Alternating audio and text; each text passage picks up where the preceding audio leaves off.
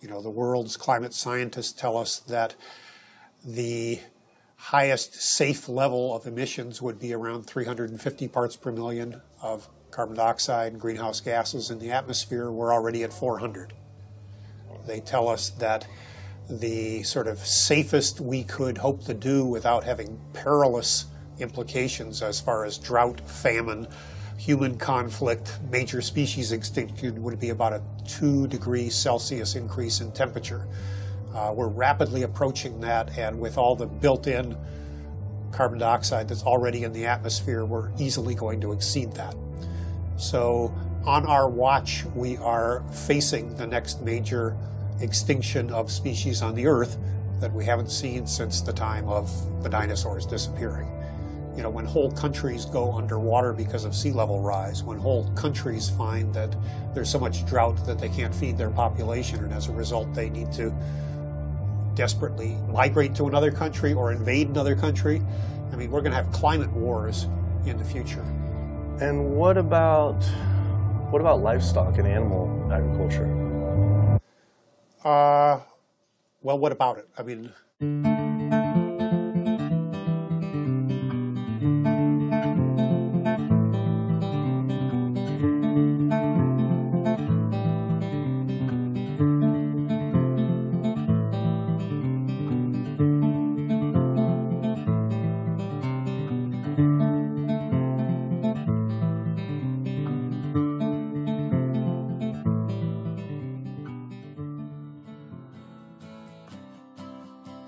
My name's Kip. This is me. I had a cliche U.S. American childhood. My mom was a teacher, my dad was in the military, and I have one sister. I played all the sports growing up, but I always loved the outdoors and camping. Life was simple, not a care in the world. And then this guy showed up. Like so many of us, I saw his film An Inconvenient Truth about the impacts of global warming, and it scared the emojis out of me. In Al Gore's film, he describes how our Earth is in peril. Climate change stands to affect all life on this planet.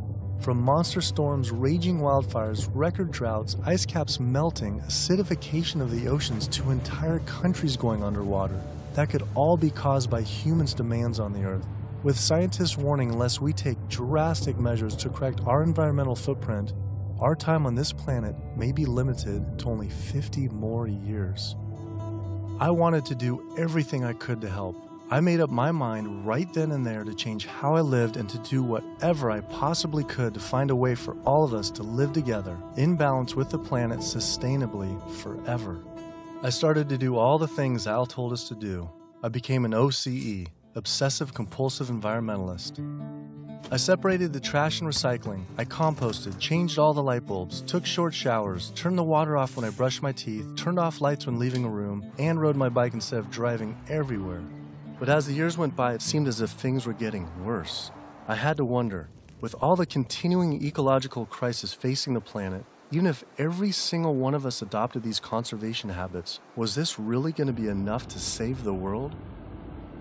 It just seemed that there was something more to the story. I thought I was doing everything I could to help the planet. But then, with one friend's post, everything changed. The post sent me to a report online published by the United Nations stating that cows produce more greenhouse gases than the entire transportation sector. This means that raising cattle produces more greenhouse gases than all cars, trucks, trains, boats, planes combined, 13% compared to 18% for livestock. This is because cows produce a substantial amount of methane from their digestive process. Methane gas from livestock is 25 to 100 times more destructive than carbon dioxide from vehicles. Here, I'd been riding my bike everywhere to help reduce emissions, but it turns out there's more to climate change than just fossil fuels. I started doing more research. The UN, along with other agencies, reported that not only did livestock play a major role in global warming, it is also the leading cause of resource consumption and environmental degradation destroying the planet today. How is it possible I wasn't aware of this? I thought this information would be plastered everywhere in the environmental community. I went to the nation's largest environmental organizations' websites, 350.org, Greenpeace, Sierra Club, Climate Reality, Rainforest Action Network, Amazon Watch, and was shocked to see they had virtually nothing on animal agriculture. What was going on? Why would they not have this information on there? It seemed the main focus for many of these groups was natural gas and oil production, with fracking being the latest hot issue due to water usage and contamination. Hydraulic fracturing for natural gas uses an incredible amount of water. A staggering 100 billion gallons of water is used every year in the United States. But when I compared this with animal agriculture, raising livestock just in the US consumes 34 trillion gallons of water. And it turns out the methane emissions from both industries are nearly equal. Living in California, a state plagued by drought and water shortages, water use is a major concern for many of us. The average Californian uses about 1,500 gallons per person per day. About half of that is related to the consumption of meat and dairy products. So meat and dairy products are incredibly water intensive, in part because the animals are using very water intensive grains. That's what they eat. And so all of the water embedded in the grain and that the animal eats essentially is considered part of the virtual water footprint of that product. I found out that 1/4 pound hamburger requires over 660 gallons of water to produce. Here I've been taking these short showers trying to save water, and to find out just eating one hamburger is the equivalent of showering 2 entire months.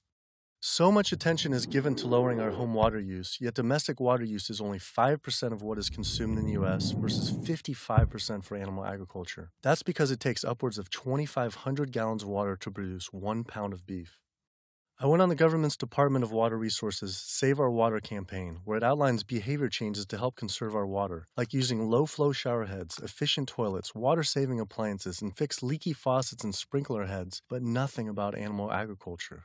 When I added up all the government's recommendations, I was saving 47 gallons a day. But still, that's not even close to the 660 gallons of water for just one burger. I wanted to see if I could somehow talk with the government about this. Just calling to see if we could schedule an interview. Yeah, that would be good. What does your schedule look like this afternoon or tomorrow afternoon? Tomorrow afternoon could be good. For the urban environment, there are a lot of things that can be done. Indoor, using low-flow shower heads, low-flow faucets, efficient toilets, efficient water using appliances. All those are really good areas that can help quite a lot. But the biggest water savings is from outdoor. We have to be mindful of the way we use water. We have to use it as efficiently as possible. We have to protect its quality, and we have to be good stewards of the environment that depend on water. And checking the sprinklers. A lot of time we get a lot of leaks and broken sprinklers and things like that wastes water. And those are the areas that there's a lot of room for conservation. It kept on coming up. A lot was of animal agriculture. Can you comment on that at all, about how much that plays a role in water consumption and pollution?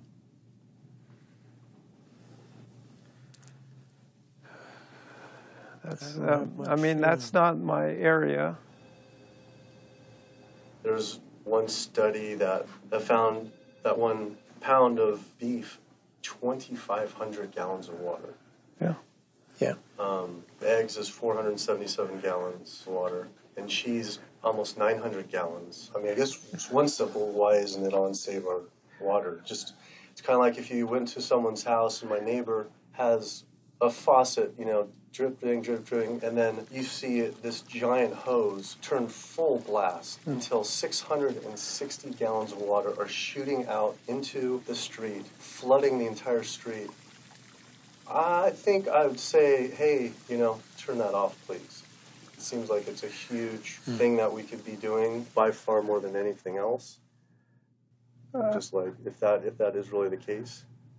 I think that the water footprint of animal husbandry is greater than other activities. There's no ifs, and, or buts about it. That would be really powerful, just rather than waiting till we're in a drought. What do you think about just starting now, and whoever's in charge of the Save Our Water, hey, let's start encouraging people to eat less meat now, because these studies are coming out. I don't think that'll happen. Why? I don't think that'll happen. Why? Because of the way government is set up here. That's interesting, though. Why though?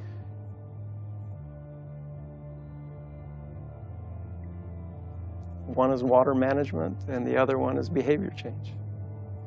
Behavior of taking showers and not watering your lawn and doing all that, that's behavior. Yeah. Wow. Clearly, the government did not want to talk about this issue. Their inability to answer, along with the environmental organization's silence on the topic of animal agriculture, made it seem something more was going on. I started doing more investigating on the impacts of livestock and found out the situation was actually worse than I had thought. In 2009, 2 advisors from the World Bank released an analysis on human-induced greenhouse gases, finding that animal agriculture was responsible not for 18%, as the UN stated, but was actually 51% of all greenhouse gases. 51%. Yet all we hear about is burning fossil fuels. This devastating figure is due to clear-cutting rainforests for grazing, respiration, and all the waste animals produced. This makes animal agriculture the #1 contributor to human-caused climate change. But not only that, I found out raising animals for food consumes 1/3 of all the planet's fresh water, occupies up to 45% of the Earth's land, is responsible for up to 91% of Amazon destruction, is a leading cause of species extinction, ocean dead zones, and habitat destruction. Yet, the world's largest environmental groups that are supposed to be saving our world didn't mention this anywhere. I had to speak with environmental organizations to find out why they weren't addressing this issue.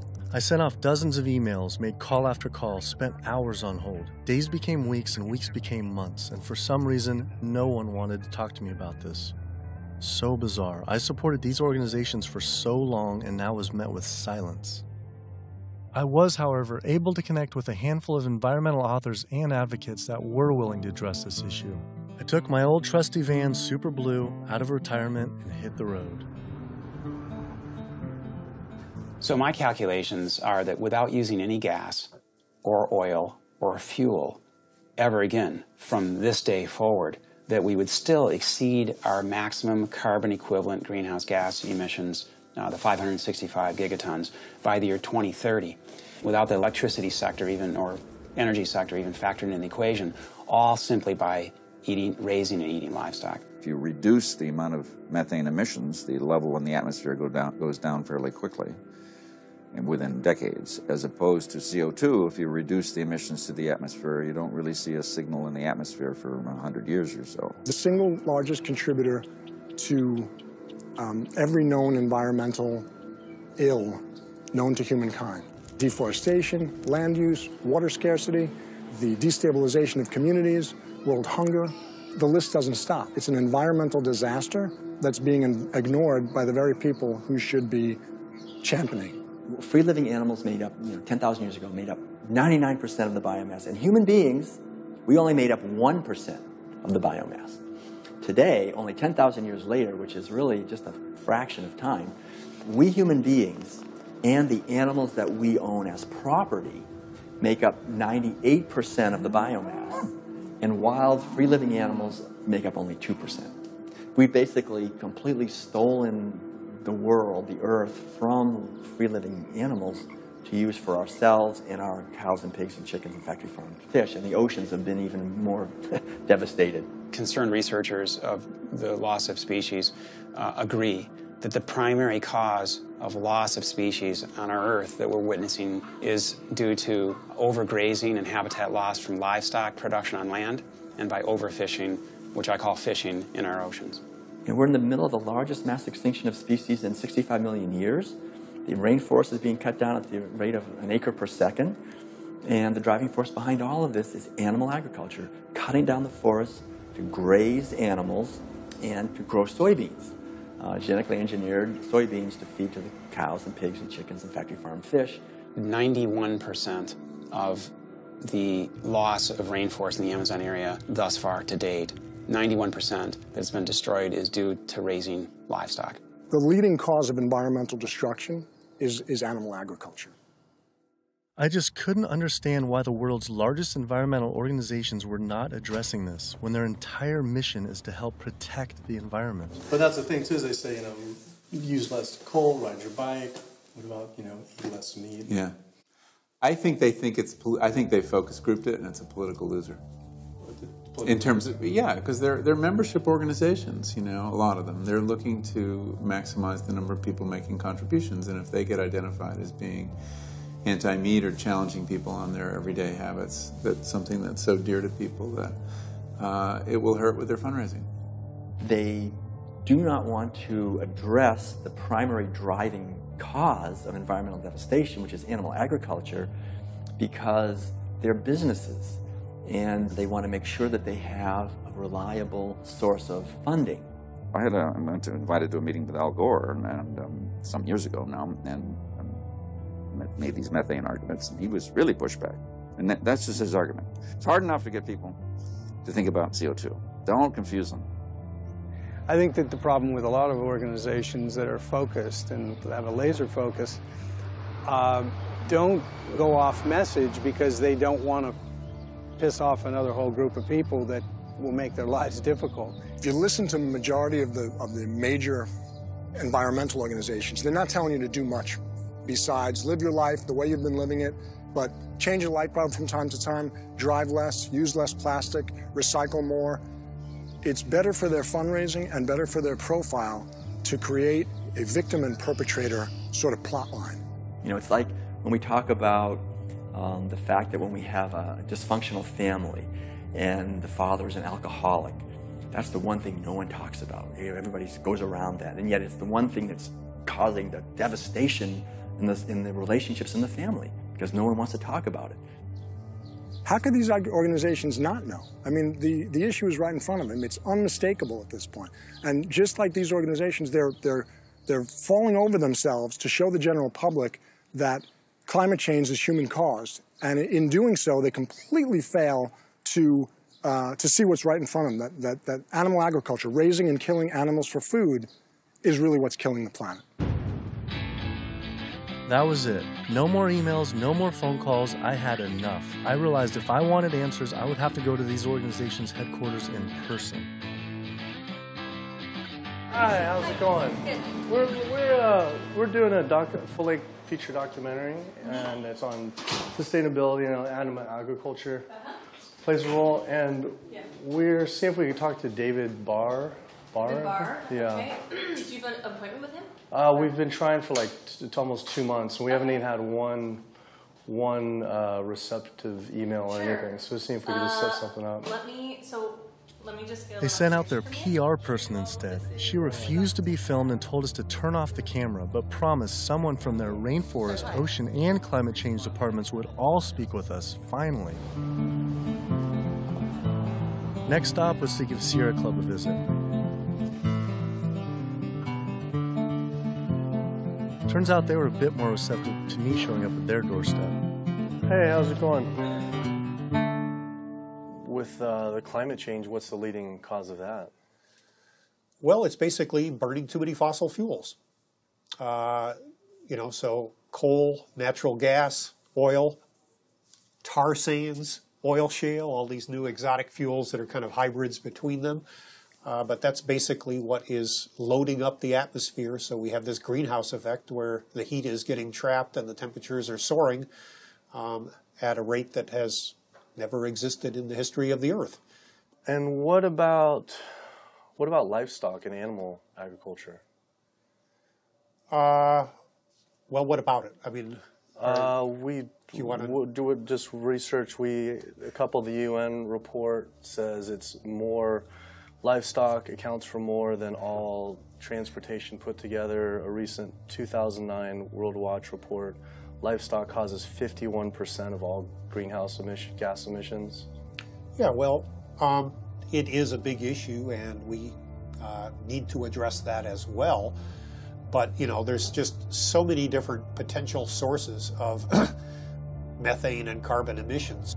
If the number one leading cause is animal agriculture and meat consumption, then doesn't that need to be the number one focus, if not the number two? Well, That's your assessment. Our assessment is different. That was bizarre. So Greenpeace got back with me today and said, "It was great to meet with you yesterday. I've spoken with various people here at Greenpeace about your request, but I'm afraid we're not going to be able to help this time. Thanks again, and we wish you the best of luck." Greenpeace's response reminded me of the statistic that 116,000 pounds of farm animal excrement is produced every second in the United States alone. That is enough waste per year to cover every square foot of San Francisco, New York City, Tokyo, Paris, New Delhi, Berlin, Hong Kong, London, Rio de Janeiro, Delaware, Bali, Costa Rica, and Denmark combined. Livestock operations on land has caused created more than 500 nitrogen-flooded dead zones around the world in our oceans, comprise more than 95,000 square miles of areas completely devoid of life. So any meaningful discussion about the state of our oceans has to always begin by frank discussions about land-based animal agriculture, which is not what our conservation groups, Oceana being the largest one in the world right now, the most influential, as well as others, that's not what is at the apex of their discussions. I went on my favorite ocean protection organization's website, Surfrider Foundation, to see what they were doing about this. Mostly what I found were campaigns about plastic bags and trash, but nothing about animal agriculture. What is the number one coastal water quality issue polluter? Yeah, I mean, a lot of it, it's actually, we call it the toxic cocktail, because it really is this sort of diffuse source. So it's, heavy metal from tires and brakes and cars, heavy metals. It is these herbicides and pesticides. So it's really just, it's kind of picking up the everything we leave on the ground and collecting it together and pushing it out into the ocean. So it's hard to actually target like one thing. When we're doing our research on this particular one and runoff, and just kind of increasingly as we're like interviewing more and more people, it keeps coming up. The animal agriculture as being, and we read animal agriculture as being the number one water polluter, considerably by more than any other. Yeah, that's interesting. I think, I guess it depends on the regions that you focus on, like the urban areas, which is sort of like where we are here in Southern California. We don't see that because there's not a lot of sort of agricultural farms. But if you look in the mid-Atlantic, sort of Maryland, Virginia, North Carolina, that region, I know there's a lot of poultry farms and a lot of hog farms, and it's a huge waste issue. I was surprised that not only did they not focus on farm runoff, but they also didn't mention any campaigns about how our oceans are in near collapse. The UN reported that 3/4 of the world's fisheries are overexploited, fully exploited, or significantly depleted due to overfishing. The oceans are under siege like never before, and marine environments are in trouble. And if we don't wake up and do something about it, we're going to see fishless oceans by the year 2048. That's the prediction from scientists. The fact that when people look at fishing, sometimes they're only looking at the fact of the animals who are actually consumed by humans, and we're not necessarily looking at all the animals who are caught in the drift nets, all the other animals who are killed in the industry. And when you look at even the shrimping industry has done a lot to devastate the planet as well in terms of breaking down natural barriers that we have to protect the islands. We're at over 28 billion animals were pulled out of the ocean last year. They're not ever given a chance to recover. They can't recover. They don't multiply that quickly. They don't, they don't come back. We're not giving them an opportunity. The oceans are in complete collapse. The large fish species are nearing extinction. The way fishing is done today to feed the demand for 90 million tons of fish is primarily through massive fish nets. For every single pound of fish caught, there is up to 5 pounds of untargeted species trapped, such as dolphins, whales, sea turtles, and sharks, known as bykill. If we were to imagine this same sort of practice happening on the African savanna, targeting gazelle, but in the process scooping up every single lion, giraffe, ostrich, and elephant, nobody would stand for it. Yet, this is what is happening in our oceans every single day. Between 40 and 50 million sharks each year are killed in fishing lines and fishing nets as bykill. then their fins might be cut off or not cut off, but they're caught initially as bykill. And it's from fishing. It's from fishing in a sustainable manner, in many cases, for fish that are labeled sustainable by, for instance, Oceana and these sustainable certified organizations. So my thought is that why would we want to stop at banning shark fin soup if you're concerned about sharks, which all these organizations are and most of the public at large is now. If we really are concerned about sharks, we would ban fishing. I went on the world's largest ocean conservation group's website, Oceana, to see what they were doing about this. On their site, along with a TED Talk by CEO Andy Sharpless, I was astounded to read they actually recommend that one of the best ways to help fish is to eat fish. With the world's fish population in near collapse, this seems like saying the best way to help endangered pandas is to eat pandas. I couldn't understand how Oceana could say we could remove close to 100 million tons of fish per year, and that could somehow be sustainable and good for our oceans. Many of the species that are nearing extinction have done so, are being ravaged and becoming nearly extinct in a declining fashion and haven't recovered on the watch of Oceana and on the watch of Marine Stewardship Council and very much on the watch of Monterey Bay Aquarium Seafood Watch, which I mentioned in one of my lectures. That's they're aptly named because that's what they're doing. They're sort of watching this happen instead of aggressively halting it. I mean, according to the United Nations Food and Agriculture Organization, roughly 3/4 of all the fisheries out there are either fully exploited or overexploited. So there's really not a whole lot of fish stocks out there that you might consider at healthy levels for the ecosystem. Watching Andy's TED Talk about feeding the world. In 1988, fish catch, as you mentioned, peaked at 85 million tons.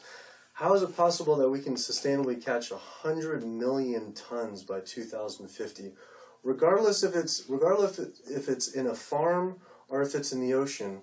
If for every pound of fish you're taking out, you're essentially taking out 5 pounds of wild fish, no matter whether it's a pond or it's in the ocean. How can that be sustainable?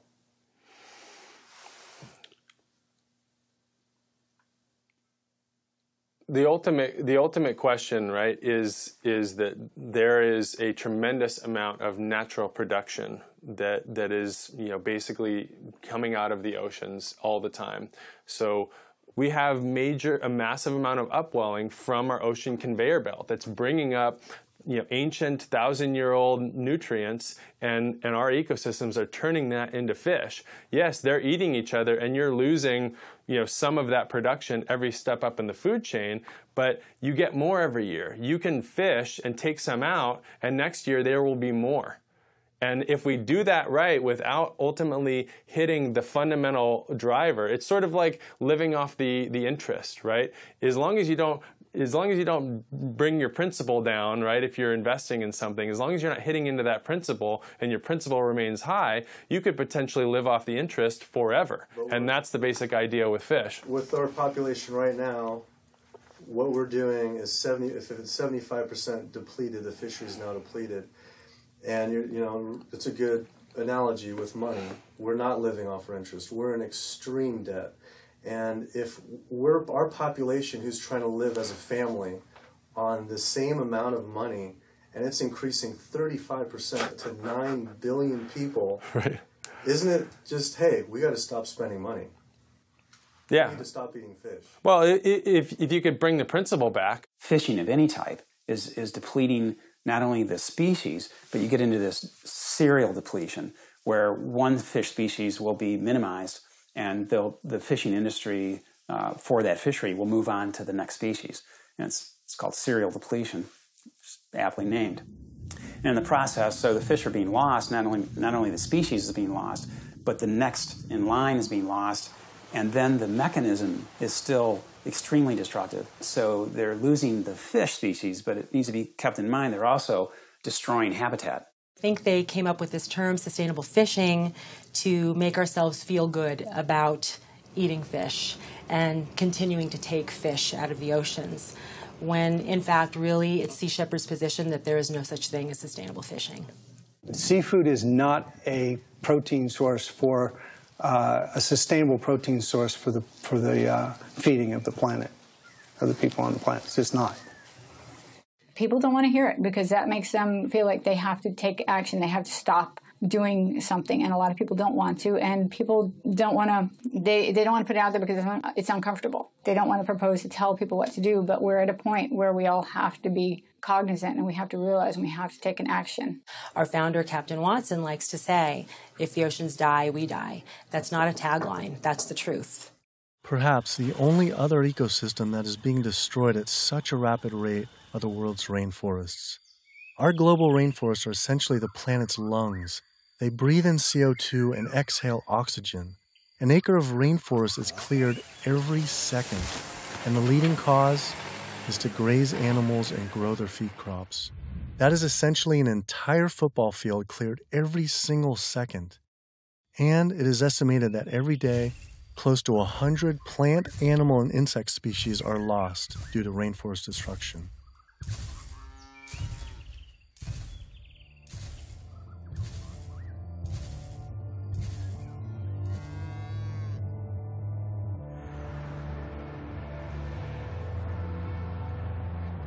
What is the leading cause, absolute leading cause of rainforest destruction? Human intervention into rainforests is the leading cause. And so it's either for logging or it's for agribusiness. And that's when you're looking at the top global drivers, it will vary a bit by the rainforest that you're talking about. But the way that we're choosing to use these natural resources on a large industrial scale is the leading driver. When I went on Rainforest Action Network's website, I couldn't believe I didn't see anything about cattle. But I did see they had a large campaign against palm oil. Palm oil plantations are causing tremendous deforestation in the Indonesian rainforest. It is estimated that palm oil is responsible for 26 million acres being cleared. Though, compared to livestock and their feed crops, they were responsible for 136 million acres of rainforest lost to date. But on their website, I was shocked to find cattle was not included as one of their 4 main key issues. Instead, they focused on palm, pulp and paper, coal, and tar sands? How could they not have the leading cause of rainforest destruction? I had to wonder, why focus on fossil fuels and not cattle? Is it more fossil fuels or is it more animal agriculture? I don't know why we would ever do a one or the other. I'm just wondering, what more is it? I don't necessarily know what it is. Could the executive director of one of the world's largest rainforest protection groups honestly not know what was going on? Or even worse, were they hiding it on purpose? And if so, why? I immediately went to Amazon Watch to see if they would say what the leading cause of rainforest destruction truly is. The most biologically and culturally diverse place on the planet is under massive attack right now. The Amazon rainforest itself could be gone in the matter of the next 10 years. What is the leading cause of rainforest destruction?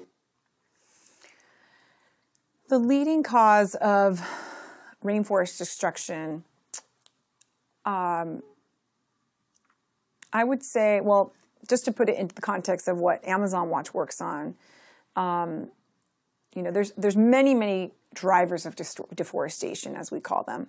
Many different reasons and ways that the rainforests are destroyed.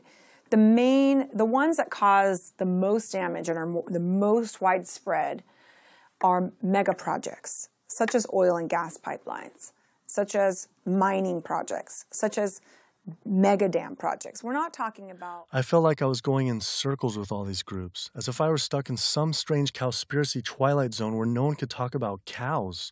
I couldn't believe these organizations just wouldn't say what the leading cause of rainforest destruction truly is. I had to ask one more time. It's hard to say what is the leading cause of deforestation of the Amazon because they're all destructive: oil and gas, mining, dams, agriculture. But in terms of land use, in terms of the amount of land that is destroyed by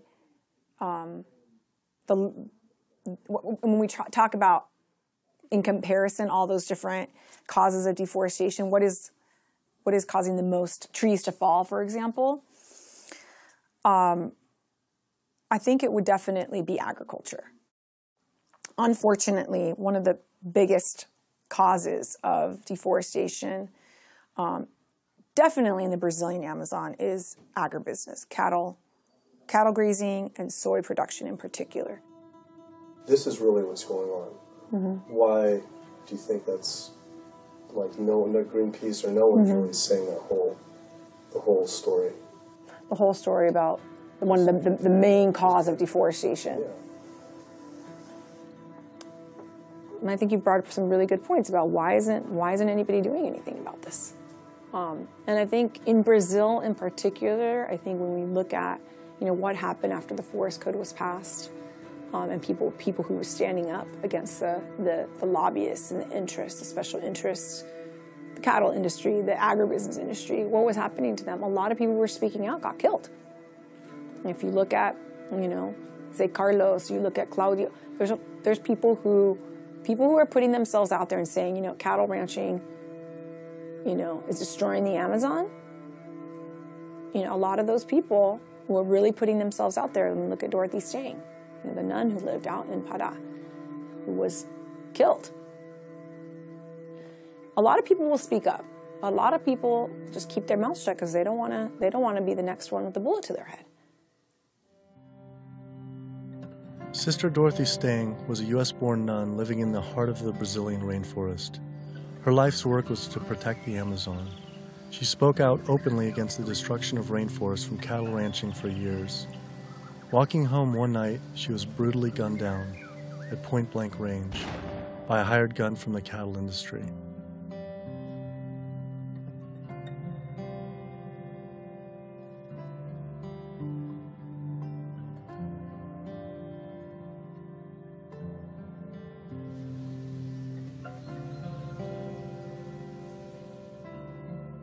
After Greenpeace's initial denial for an interview, I wrote again, begging they reconsider.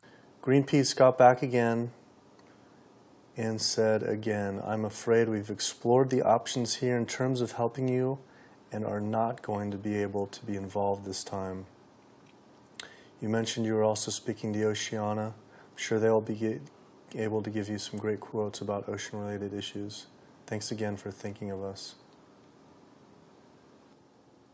Unbelievable. With Greenpeace unwilling to be interviewed, I had to find a different avenue for answers. There's something really fishy going on over there. Fortunately, I found a former Greenpeace board of director who now speaks openly about the industry. Environmental organizations, like other organizations, are not telling you the truth about what the world needs from us as a species. It's so frustrating when the information is right before their eyes. It's documented in peer-reviewed papers and journals. It's there for everybody to see, but the environmental organizations are refusing to act. Nowhere do you find in their policies, and nowhere do you find in the Greenpeace mission that diet is important, that animal agriculture is the problem. They are refusing, like other environmental organizations, to look at the issue. The environmental community is failing us, and they're failing ecosystems. And it's so frustrating to see them do this. NRDC, the Earth's best defense. All right, so here they actually do have a few things on animal agriculture. The leading cause of environmental degradation is too much pollution and too many engines churning too fast in too many places around the globe. Lately, in 2009, a World Watch report that livestock causes 51% of greenhouse gas emissions, and transportation is around 13%, and then the low end, the UN was around 18 to 30, which is more than all transportation, all put together. Internationally or nationally?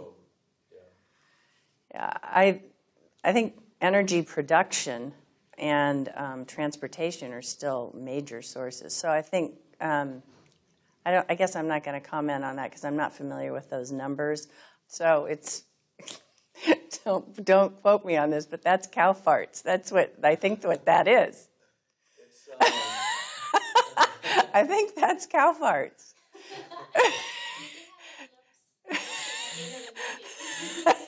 Well, that's part of the story.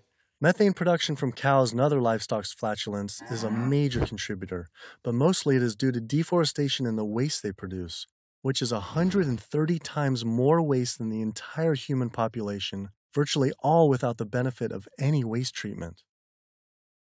NRDC absolutely, as I said, has a big food program. In fact, we just, every year we do the Growing Green Awards, and we recognize food innovators. And this last year, one of the awardees was a sustainable pork producer, actually, that doesn't use any antibiotics, and also the antibiotic use that industrial food production in the United States uses right now. Is, we're giving the majority of antibiotics in the United States are administered to healthy livestock. I wanted to visit one of these sustainable farms. I found the Markegard grass-fed beef farm on the lush, misty California coast.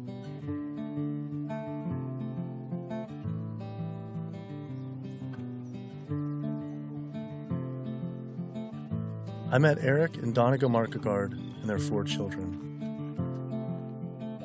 Leah and Larry are usually up at 6 and out, milking the cows, slopping the hogs.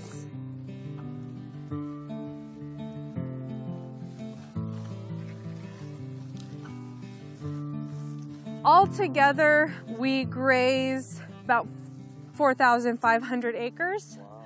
And this is our home ranch, and this is 952 acres of that. On average, it's about 1 cow or cow and a calf per every 10 acres. We would produce annually roughly 80,000 pounds of finished plate-ready meat.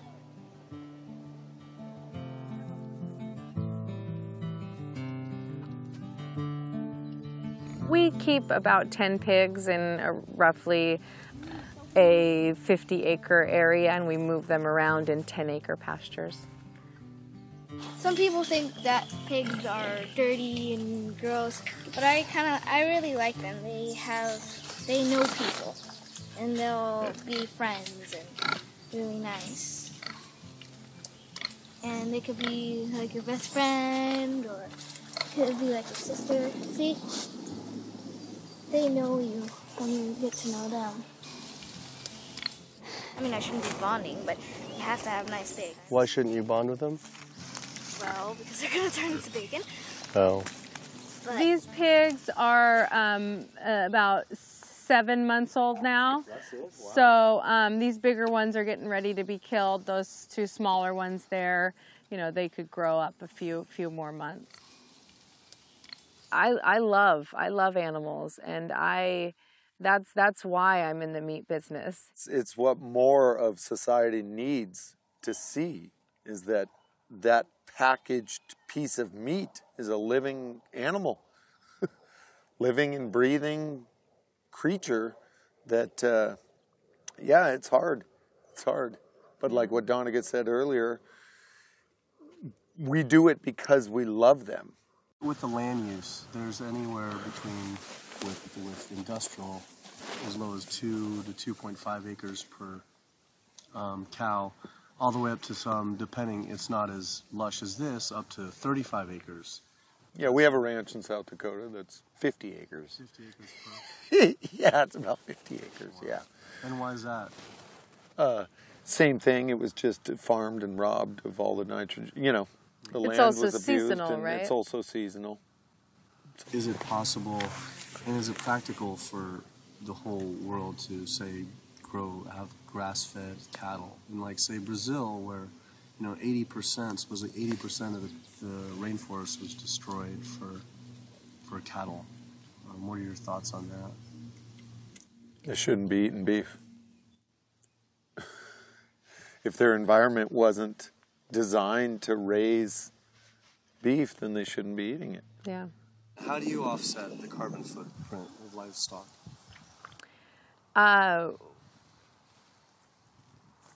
We don't feel like livestock have a carbon footprint.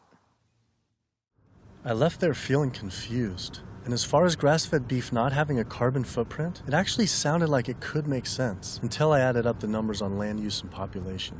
If we were to use the market guard model of raising animals, which requires 4,500 acres producing 80,000 pounds of meat, the average American eats 209 pounds of meat per year. If that was all grass-fed beef, only 382 people could be fed on their land. That equates to 11.7 acres per person times 314 million Americans, which equals 3.7 billion acres of grazing land. Unfortunately, there are only 1.9 billion acres in the U.S.'s lower 48 states. Currently, nearly half of all United States land is already dedicated to animal agriculture. If we were to switch over to grass-fed beef, it would require clearing every square inch of the United States, up into Canada, all of Central America, and well into South America. And this is just to feed the United States' demand on meat. But that figure doesn't even take into consideration that much of that land isn't suited to graze livestock. We would have to convert all mountain ranges to grassland, clear ancient forests and national parks to grazing, and demolish every city just to make room to graze cows. Just like Brazil, the United States isn't suited to meet the demands for meat. It takes 23 months for a grass-fed animal to grow to the point, to the size and age that it's slaughtered, whereas a grain-fed takes 15 months. So that's an additional 8 months of water use, land use, feed, waste, and in terms of a carbon footprint, it's a huge difference. Turns out, due to land use, grass-fed beef is more unsustainable than even factory farming. I had to come to terms with the fact there was no way to sustainably raise enough animals to feed the world's current demand on meat, and had my doubts on dairy as well. But I did want to talk with a premier organic dairy company to see if they believe their product was sustainable for the world's population. It requires a lot of inputs to produce milk. The feed, the water, the land, it does. And it may not be practical to expect that there can be enough dairy production produced in a sustainable way to feed the entire world. I just don't think that that's necessarily a given. I think it's maybe too much to expect that the world can be fed with dairy in a sustainable way. I don't know the answer, but common sense would say that's a long shot. I was shocked to hear such an honest answer. If this is what the dairy's CEO would say, I wonder what the farmer would claim. Based on their marketing, it seemed their farms were an oasis for cows.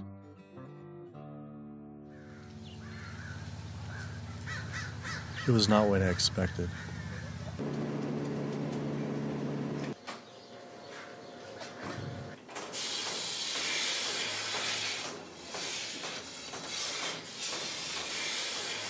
Typically, a cow will eat 140 to 150 pounds of feed a day. 40 to 50 pounds of feed every day. And then she's also going to drink between 30 and 40 gallons of water. Probably go through about 20 tons per week. 20 tons of grain per week. Primarily for our milking cows, so about 250 cows. Yeah, so the biggest part of sustainability to me, the number one thing on the list should be profitability. So how the process completely works from start to finish is the cow needs to have a baby in order to give milk. And so she'll have her baby. That baby's going to stay with the mother for at least 2 days. The babies will go off to our calf raising facility, so they have an individual hutch that they'll be raised in. Since we're a dairy, it's only the girl cows that give us milk. So the boys on typical dairies, they're sold off to beef raising facilities. But we do keep approximately half, and we raise them for 2 years and sell them as organic grass-fed beef. So all dairy cows eventually go to the beef industry? Mm-hmm. At some point in time, she's really going to drop off, and so you have to make a business decision at that point. Are you going to keep investing in her, to give milk, or are you going to sell her off again to another dairy or into the beef industry?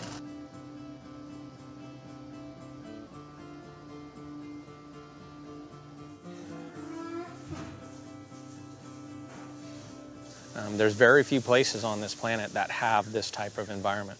But the demand on dairy-based protein in the world is only going to increase. And there's not enough land on the planet to do this type of dairying around the world. It's just the environment is not going to be that way. The land's not there. So I guess on a global scale, a conclusion would be dairy is not sustainable. Unless we start digging up houses and putting pastures back. And the only way to start digging up houses and development is to have less people. But we only know that population is going to continue to grow. So that means more commercial dairying, I'm sure. Either that or some lower demand by the people. Yeah, or some other product's going to take its place. I mean, we see there's all sorts of soy milks and almond milk and a lot of other products that are coming out, and different blends. Where you take juices and proteins, and I think you'll see a lot more of that. He was right. How could cow's milk be sustainable? For when 1 gallon of milk, it takes upwards of 1,000 gallons of water to produce. Doing research on grass-fed livestock, I kept coming across the work of Alan Savory. Almost a third of the planet's land is becoming desert, with the vast majority due to livestock grazing. Savory claims that the best way to reverse this desertification is to actually graze more animals. This reminded me of Oceana saying the best way to help fish is to eat fish. This is the same man, during the 1950s, working as a research officer for the game department of what is now Zimbabwe, came up with a theory, in spite of scientific evidence, that actually elephants were the cause of desertification there. And his solution was convincing the government to kill 40,000 elephants. Yet, after 14 years of relentless slaughter, the conditions only got worse. His theory was wrong. The culling finally ended, but not until tens of thousands of elephants and their families were killed. This is not someone I would ever take ecological advice from.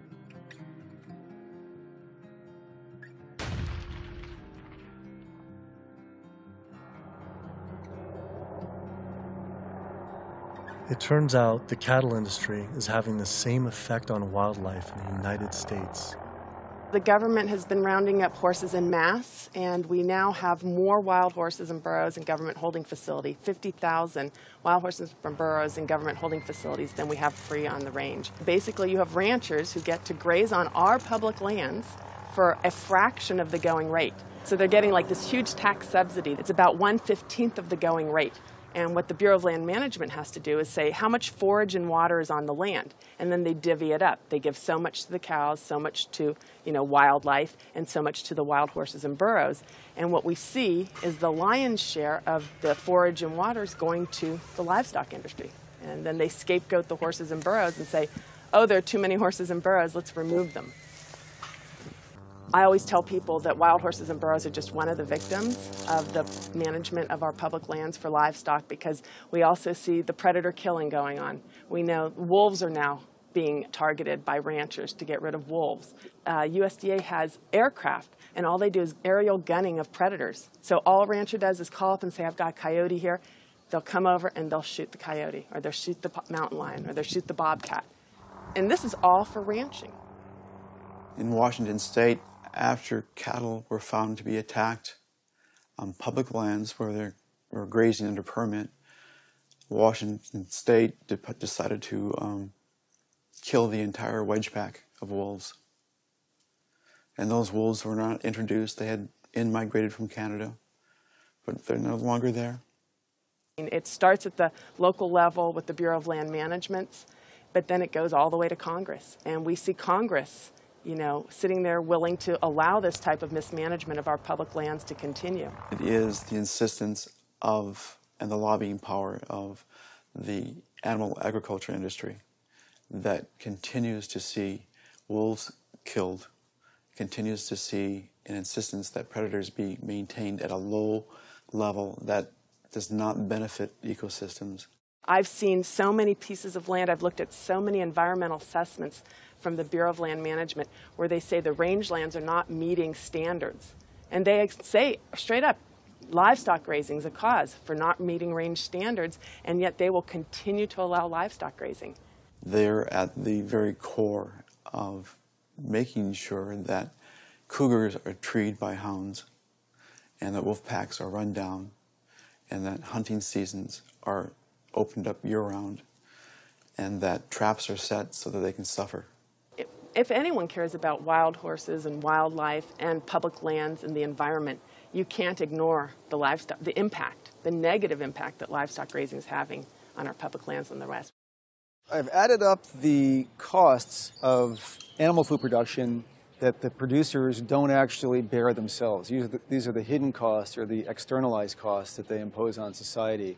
And those are in categories like healthcare, environmental damage, subsidies, damage to fisheries, and even cruelty. If you take those externalized costs, which are about $414 billion, if the meat and dairy industries were required to internalize those costs, if they had to bear those costs themselves, the costs of the retail prices of meat and dairy would skyrocket. So a $5 carton of eggs would go to $13. A $4 Big Mac would go to $11.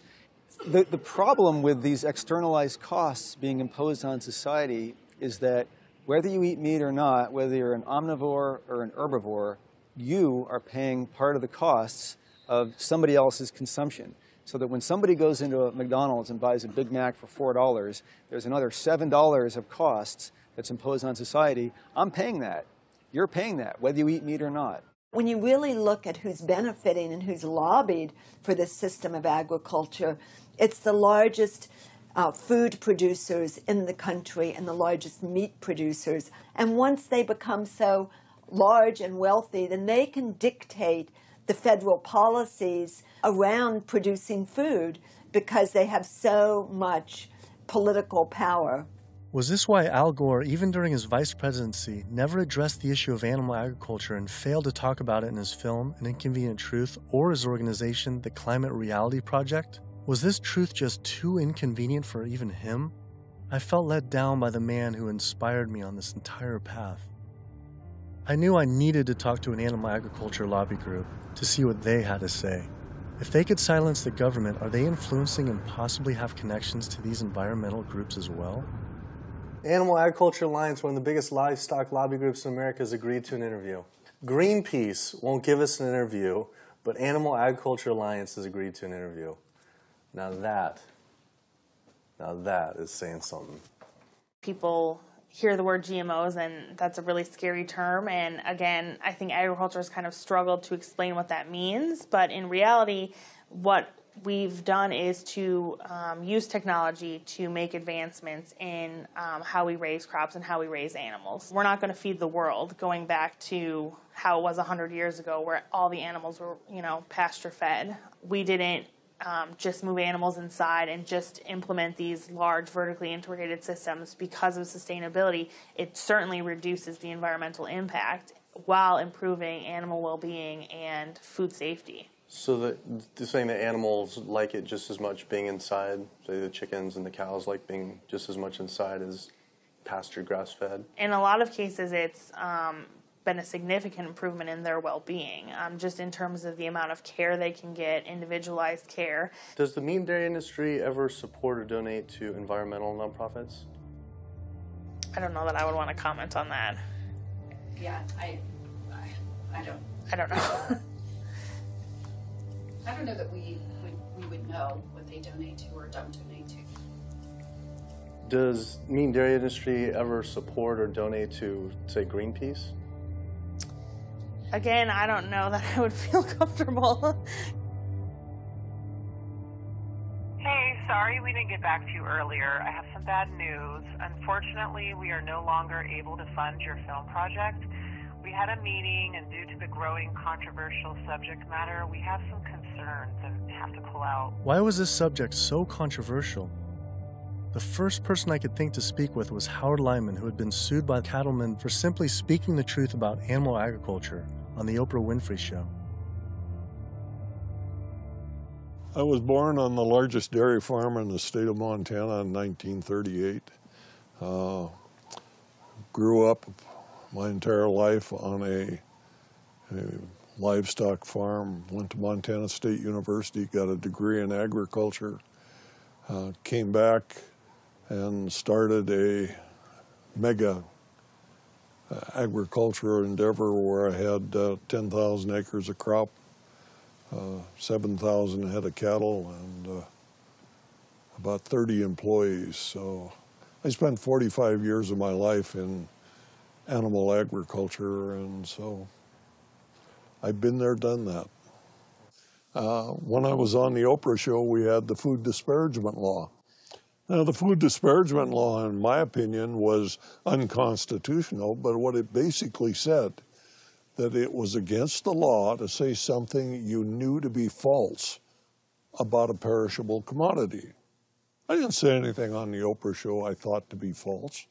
I went there and told the truth. Now, it took 5 years and hundreds of thousands of dollars to end up extricating myself from the suits from the cattle industry. But if I was to go on the Oprah show today, say exactly the same thing today that I said back then, I would be guilty. And for me, when they were talking about the food disparagement law, it was the fact of whether I told the truth or not. You can go today and tell the truth, and you will be guilty, because if you cause a disruption in the profits of the animal industry, you're guilty under the Patriot Act. Do you think there should be any concern of us making this documentary? Of course. If you don't realize right now that you're putting your neck on the chopping block, you know, you better take that camera and throw it away. The animal agriculture industry is one of the most powerful industries on the planet. I think most people in this country are aware of the influence of money and industry on politics, and we really see that clearly on display with this industry in particular. Most people would be shocked to learn that animal rights and environmental activists are the #1 domestic terrorism threat, according to the FBI. And why is that? It's a difficult question to answer, why these groups are at the top of the FBI's priorities. I think a big part of it is that they, more than really any other social movements today, are directly threatening corporate profits. You know, when we try to find out how factory farms and how animal agriculture is polluting the environment, they try to claim exemptions to that information, either under national security terms or public safety, trademark issues, business. It's a business secret. We've seen all these attempts to keep people in the dark about what they're actually doing. You know, one of the largest industries on the planet with the biggest environmental impact, trying to keep us in the dark about how it's operating. Through the Freedom of Information Act, we obtained documents from the Counterterrorism Unit that show they are monitoring my lectures, media interviews like this one, my website, my book. Are we at risk filming this and showing it? You're going up against people that have massive legal resources. I mean, it's just overwhelming, the amount of money at their disposal, and you have nothing. And I think that fear is a big part of the tactic as well. Will was right. I was scared. When I learned about the activists being killed in Brazil, I was disturbed, but I felt removed. But to learn about American activists and journalists being targeted by the industry and FBI, my funding being dropped, I was genuinely worried and it hit close to home. Was this why no one was willing to talk about the issue? I decided to take precautionary measures with all the footage I shot.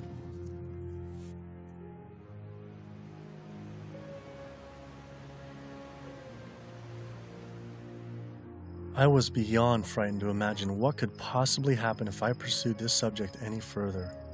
It seemed the only decision to make was to put down the cameras and walk away. But then, I realized this issue was way bigger than any personal concern I could ever have for myself. This was about all life on Earth hanging in the balance of our actions, and that you either live for something or die for nothing. And I actually had no choice all along. I decided then to surrender not to fear from the secret, but rather to a cause towards truth. I couldn't be like these environmental organizations and sit silently while the planet was being eaten alive right in front of our eyes.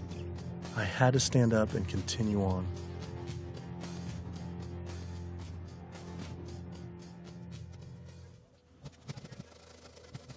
Some people would say the problem isn't really animal agriculture, but actually human overpopulation. In 1812, there were 1 billion people on the planet. In 1912, there were 1.5 billion. Then, just 100 years later, our population exploded to 7 billion humans. This number is rightly given a great deal of attention, but an even more important figure when determining world population is the world's 70 billion farm animals humans raise. The human population drinks 5.2 billion gallons of water every day and eats 21 billion pounds of food. But just the world's 1.5 billion cows alone drink 45 billion gallons of water every day and eat 135 billion pounds of food. This isn't so much a human population issue, it's a human eating animals population issue. Environmental organizations not addressing this is like health organizations trying to stop lung cancer without addressing cigarette smoking. But instead of secondhand smoking, it's secondhand eating, which affects the entire planet. We're growing enough food right now in the world to feed between 12 and 15 billion people. We only have 7 billion people. We have roughly 1 billion people starving every single day. Worldwide, 50% of the grain and legumes that we're growing, we're feeding to animals. So they're eating huge amounts of grain and legumes. And in the United States, it's more like closer to 70, 80, depending on which grain it is, about 90% of the soybean. 82% of the world's starving children live in countries where food is fed to animals in the livestock systems that are then killed and eaten by more well-off individuals in developed countries such as the US, UK, and in Europe. The fact of it is that we could feed every human being on the planet today an adequate diet if we did no more than take the feed that we are feeding to animals and actually turn it into food for humans. And so somebody trying to justify GMOs, that's like trying to give a drowning man a drink of water.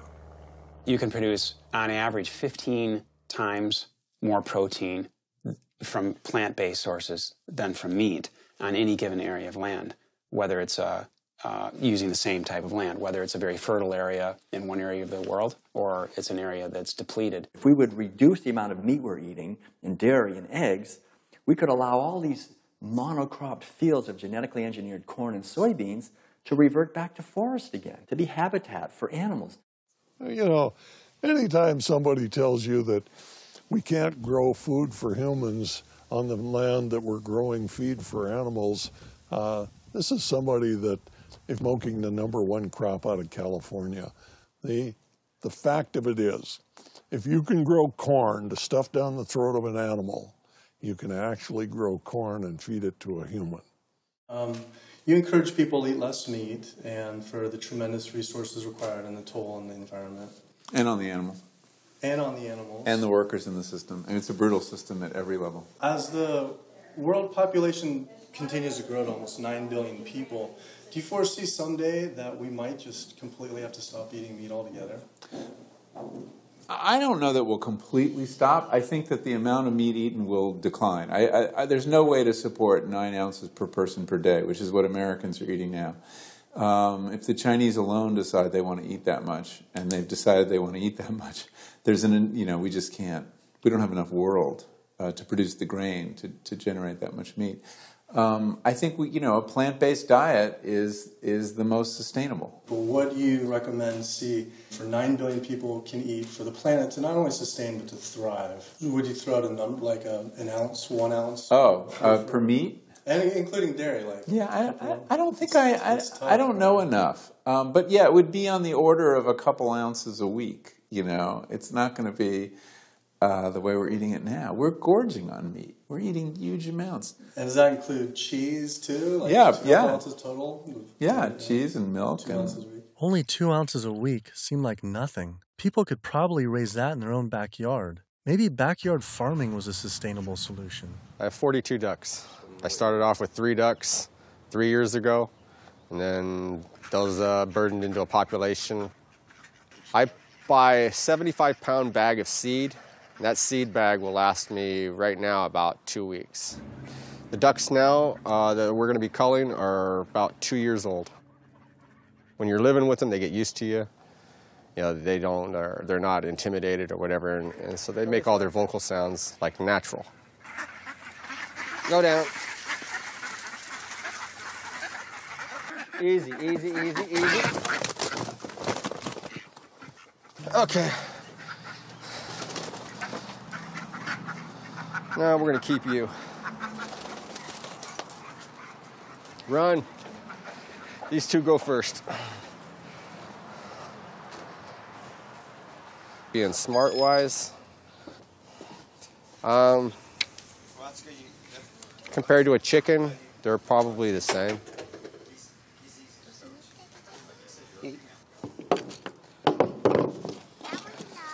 Yeah, he is. Alrighty. Okay. Right there.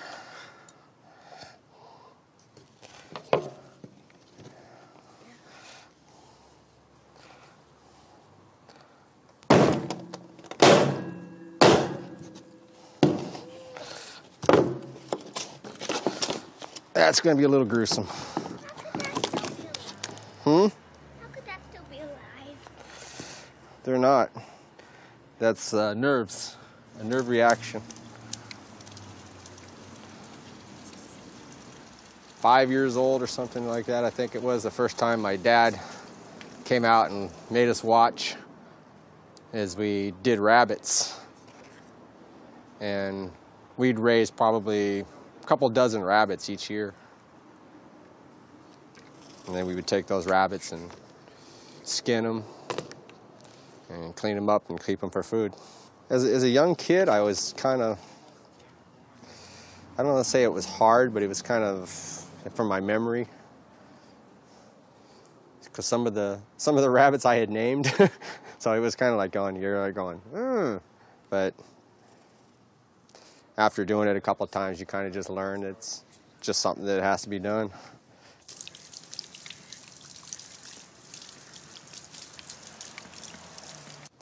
Not the fingers.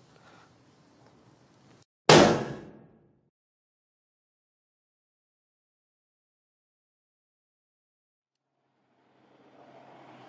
just can't do it. I don't think I could have someone else do it for me. If I can't do it, I don't want someone else doing it for me. And then sustainability, for sustainability, 75 pounds is 2 pounds per, so it's a pound per week per duck. 52 weeks, 110, so it's 110 pounds of food for 1 to 1.5 pound of meat. So on a sustainability issue, it's 100 to 1. And that grain gets, who knows where that grain comes from. But I mean, when it gets to this point, it's not even about sustainability. It was just, I don't feel real good inside. It's the first time I've ever seen that. So, kind of, yeah. I had been so caught up in the destruction caused by animal agriculture, I realized I had never truly dwelled on the obvious reality that every one of these animals was killed. It was always a disconnected, abstract fact of eating meat, but when it became personal, face to face, the story changed. I had already scheduled weeks in advance to film another backyard slaughter of a chicken that stopped producing eggs. I didn't know how I was going to possibly go through another slaughter. So I didn't.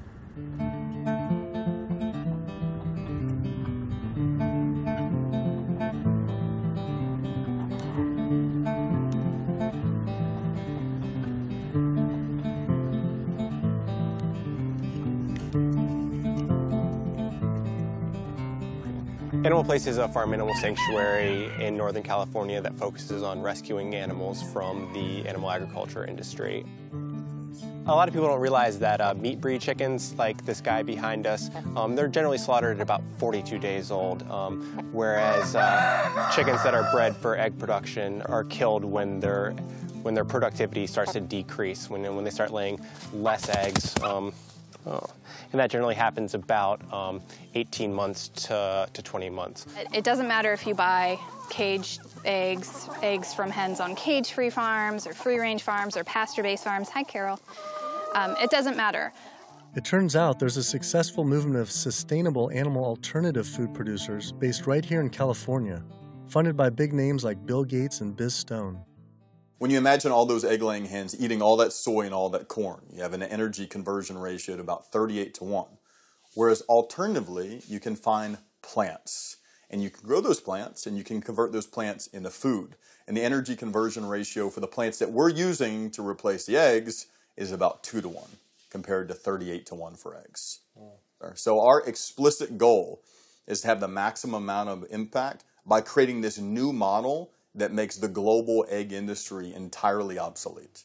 We're making the Omega products and proving that we can make better tasting food that's great for you, and it takes 1/20th of the land and resources that dairy do. If I could tell you that you could have the fiber structure of meat, the satiating bite of meat, the protein, and all the nutritional benefits of meat without actually having animal protein itself, and by doing that you could address climate change, you could address the human health epidemics that we're seeing, you could address animal welfare, and you could address natural resource conservation, would you make the change? But what if people just ate less animal products, like going meatless on Mondays? When you go meatless on Monday, if you ascribe to that campaign, you're essentially contributing to climate change, pollution, depletion of our planet's resources, and your own health, then on only 6 days of the week instead of 7. You're creating a false justification, clearly a false sense of justification for what you're doing on those other 6 days of the week. So in other words, we really shouldn't be resting on our laurels of what you do right only 1/7 of the time. You can't be an environmentalist and eat animal products, period. Kid yourself if you want. If you want to feed your addiction, so be it. But don't call yourself an environmentalist. I knew I had to stop eating all animal products. I wanted to help the planet be sustainable, but I needed to sustain myself. I had doubts about being healthy and not eating meat, dairy, and eggs. All I knew was a standard American diet I grew up on. Is it even possible to be a healthy vegetarian or vegan? Is it possible to be a healthy vegetarian or vegan? I became vegan for, 32 years ago now, and I run several miles every day. I go biking 40, 50 miles through the countryside. I work long hours. I feel great. It's nice waking up in a light, trim body every day. And so many of my vegan friends and patients, are just, they're thriving since their transition to a vegan diet. So yes, and I've seen vegan moms go through healthy vegan pregnancies and deliver healthy vegan children and raise them into tall, full-size, intelligent vegan adults. And yes, certainly all the nutrients are there in the plant kingdom to do this. That is correct. Think anyone should be consuming dairy? I really don't. When you think about it, the purpose of cow's milk, I did most of my growing up on a dairy farm in Wisconsin. The purpose of cow's milk is to turn a 65-pound calf into a 400-pound cow as rapidly as possible. Cow's milk is baby calf growth fluid. That's what this stuff is. Everything in that white liquid, the hormones, the lipids, the proteins, the sodium, the growth factors, the IGF, every one of those is meant to blow that calf up to a great big cow, or it wouldn't be there. And whether you pour it on your cereal as a liquid, whether you clot it into yogurt, whether you eat it into cheese, whether you freeze it into ice cream, it's baby calf growth fluid. And women eat it, and it stimulates their tissues, and it gives women breast lumps. It makes the uterus get big, and they get fibroids, and they bleed, and they get hysterectomies, and they need mammograms, and gives guys man boobs. Cow's milk is the lactation secretions of a large bovine mammal who just had a baby. It's for baby calves. I tell my patients, go look in the mirror. Do you have big ears? Do you have a tail? Are you a baby calf? If you're not, don't be eating baby calf growth fluid in any level. There's nothing in it people need. It was a relief to hear I didn't have to eat any animal products to be healthy and even thrive. But I still thought you needed animal manure to grow organic agriculture. It turns out there's an entire movement with people growing food without any animal inputs. I visited Earthworks Urban Farm in Detroit, where they are working with and growing food for the low-income community. We tend to see ourselves as individuals in a bubble, and forget that we inhabit this land and this earth with other creatures. And so we have to learn how to share more, I guess. Jaws here is working on his garden. You'll be surprised what you can do with what seems to be not a lot of species. About a 4x8. Yeah. What's your goal this year? How much do you think you can maximize that? I would push for 100 at least. 100 pounds. At least. Wow. That's amazing. So, the 1 full year after this was constructed, we doubled our yield to over 14,000 pounds of food. 14,000 pounds on Yeah. about how many acres? About 2.5. So as much food as we produce and we grow, or the earth helps us grow, is we also have to return those nutrients back to the soil. So we like to think of our work as being regenerative, that we're putting as much life-giving substance in the ground as we're taking out. So just kind of healthier and safer to use vegetarian or vegetable composting and stuff? Yeah, that's what we found. But also because it takes less time, it's a lot easier to manage. A lot easier, yeah. Yeah. And the soil's just as rich? No. Yeah, absolutely. Not only is it the organic more compassionate, it's also more efficient. And in a society with this many billions of people, we need to be as efficient as possible. Some people might go back and say if we embrace this primitive approach of only wild animals everywhere and we go back to like a hunter-gatherer system, that sounds great. But that was 10 million people on the entire continent. Maybe a little bit more, a little bit less, no one really knows. Today, now, we have what? We have 320 million in the US, 25 million in Canada, another 100 and so many million in Mexico. So North America is up to almost 450 million people. Trying to figure out a way to bring animal agriculture in balance with 450 million hungry people is impossible. This is amazing. I didn't believe it when I first learned it, but 216,000 more people are born to the planet every day. Every day. It's extraordinary. But what's really extraordinary is you need, per day, 34,000 new acres of farmable land. It's not happening. To feed a person on an all-plant-based vegan diet for a year requires just 1/6 of an acre of land. To feed that same person on a vegetarian diet that includes eggs and dairy requires 3 times as much land. To feed an average U.S. citizen's high-consumption diet of meat, dairy, and eggs requires 18 times as much land. This is because you can produce 37,000 pounds of vegetables on 1.5 acres, but only 375 pounds of meat on that same plot of land. I also learned the comparison doesn't end with land use. A vegan diet produces half as much CO2 as an American omnivore, uses 1/11th the amount of fossil fuels, 1/13th the amount of water, and 1/18th of the amount of land. After adding this all up, I realized I had the choice every single day to save over 1,100 gallons of water, 45 pounds of grain, 30 square feet of forested land, the equivalent of 20 pounds of CO2, and one animal's life, every single day. If we all, as a society, did go vegan, and we moved away from eating animal foods and toward a plant-based diet, well, what would happen?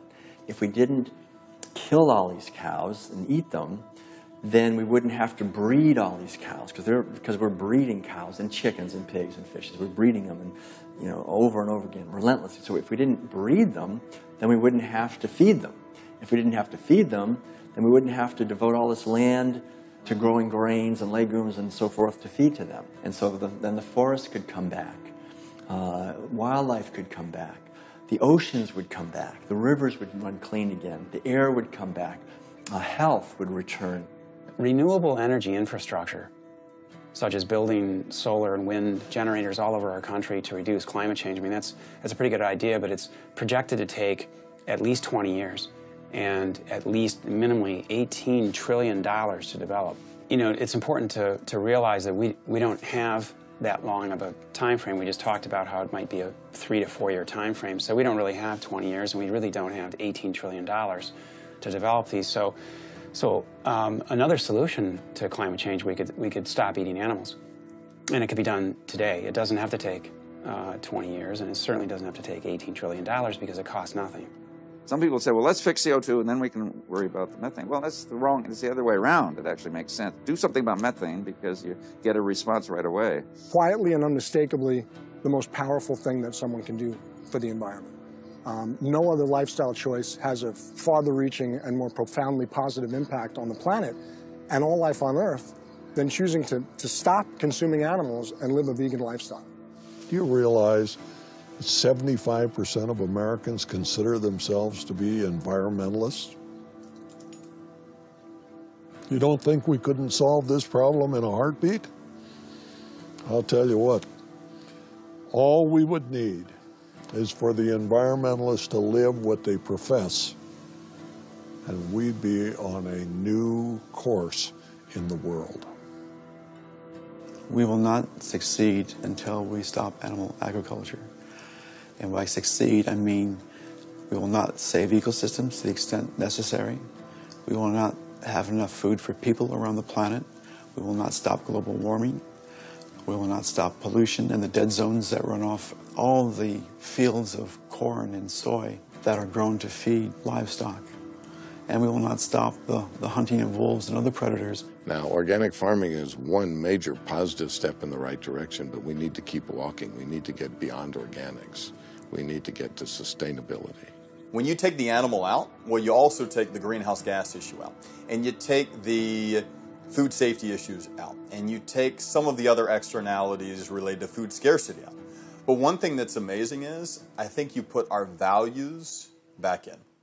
You put values like compassion and integrity and kindness, values that are natural to human beings. You put that in. You build that back into the story of our food. And I think as this begins to progress, I think it also helps people to pause before they eat that egg, before they eat that steak, before they eat that chicken nugget, and ask themselves, is that really what they want? Or do they actually want something more? I had to come to the full conclusion the only way to sustainably and ethically live on this planet with 7 billion other people is to live an entirely plant-based vegan diet. I decided instead of eating others to eat for others. At first, like these environmental groups, I was afraid of what it'd mean to change, but now I embrace it. All this talk about sustainability sounded like our planet was on some sort of life support, and I don't want her to simply survive or to sustain, but to thrive. Life today is not about sustainability, it's about thrivability. She's given so much to us for so long, it was time to give back. 108% of everything we have. It felt good. It was in alignment. And we see this movement not just about providing cheaper and inexpensive food that everyone can have, but also a spiritual move. A move towards understanding who we really are and how we can really connect to each other. Do what you can do as well as you can do it every day of your life, and you will end up dying one of the happiest individuals that ever died. We become part of a gathering momentum of other people that's happening. This is really what's happening. This is the news. Selflessness is a nice way to be. It has all these benefits for yourself as well as the planet and other people. So it's a beautiful way to live. Ecologically, it just feels better. This is about massively transforming how our society eats because it's a necessity. It's acting on what we know and acting kindly and gently on the whole planet and with other people to accomplish the goals of living better. We can do it, but we have to choose to do it. You can change the world. You must change the world.